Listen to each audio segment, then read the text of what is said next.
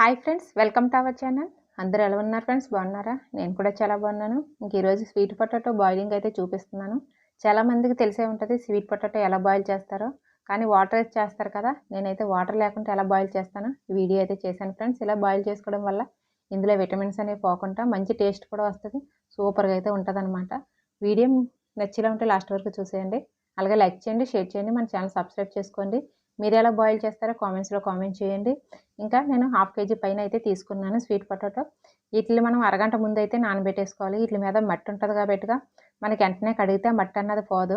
ఇలా మనం 1/2 అవర్ ముందే మనం ఇలా పెద్ద తెపాలు తీసుకొని నానబెట్టేసుకున్నట్లయితే మనకి ఈజీగా కడుక్కోవడానికి అవుతుంది అనమాట. ఇలా 1/2 అవర్ తర్వాత నానబెట్టేసుకొని నేను 3 టైమ్స్ అయితే శుభ్రంగా వాష్ చేసుకున్నాను. చూసారా ఎంత తెల్లగా అయితే వచ్చేసాయి కదా. అలాగే ఇందులో పాడైపోయిన దుంపలు తీసేసి ముందు వెనక చాకుతో అయితే ఇలా కట్ చేసేసుకొని ఇంకా కంచంలోకి అయితే తీసేసుకున్నాను. మనం ఇలా తీసేసుకొని ఇందులో పాడైపోయిన దుంపలు అయితే పక్కన పెట్టేసుకోవాలి. ఇంకా మనం ఎందులో అయితే బాయిల్ చేస్తున్నామో అందులో ఒక స్పూన్ నెయ్యి అయితే వేసుకోవాలి. చూసారా, నేను ఒక్క స్పూన్ మాత్రమే నెయ్యి వేసుకున్నాను, ఎక్కువేమీ వేసుకోలేదు ఫ్రెండ్స్. ఇంకొక స్పూన్ నెయ్యి వేసుకొని మొత్తం అంతా అప్లై చేసేసుకున్న తర్వాత నేను తీసుకున్న దుంపలన్నీ వేసేసుకుంటున్నాను. ఎక్కువ ఉండేలా అంటే కొద్దిగా వెడల్పు ఉన్నది తీసుకుంటే సరిపోతుంది. నాకు ఈ గిన్నె అయితే సరిపోయింది కాబట్టి నేను ఇంక ఇదైతే తీసుకున్నాను. ఇంకా నేను కడుక్కున్న దుంపలు అయితే మొత్తం ఇందులోకి అయితే వేసేసుకున్నాను. ఇలా వేసేసుకున్న దాంట్లోనే ఒక 2 స్పూన్లు బెల్లం అయితే మనం ఇలా వేసుకోవాలన్నమాట.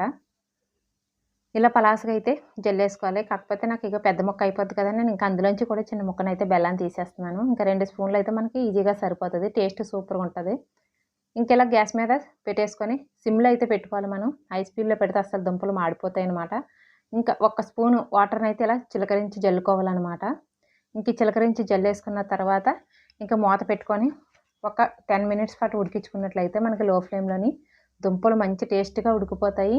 చూసారా, మొత్తం ఇంకిపోయి ఎంత బాగా అయితే ఉడికిపోయాయి కదా. మంచి కలర్ కూడా వస్తుంది నెయ్యి బెల్లం వేయడం వల్ల.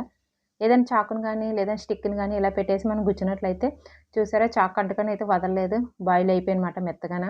ఇంకా మనం స్టవ్ ఆఫ్ చేసుకొని దించేసుకుంటే ఒకసారి మనం కుదుపుకున్నట్టు చేసుకోవాలి. దుంపలు కిందకి పైకి నెయ్యి బెల్లం అన్నది దుంపలకు బాగా పడుతుంది అనమాట. టేస్ట్ అయితే సూపర్గా ఉంటుంది ఫ్రెండ్స్. మీలో ఎంతమంది వాటర్ లేకుండా ఇలా బాయిల్ చేస్తారో కామెంట్స్లో కామెంట్ చేయండి. వీడియో కానీ నచ్చినట్లయితే ప్లీజ్ లైక్ చేయండి, మన ఛానల్ సబ్స్క్రైబ్ చేసుకోండి.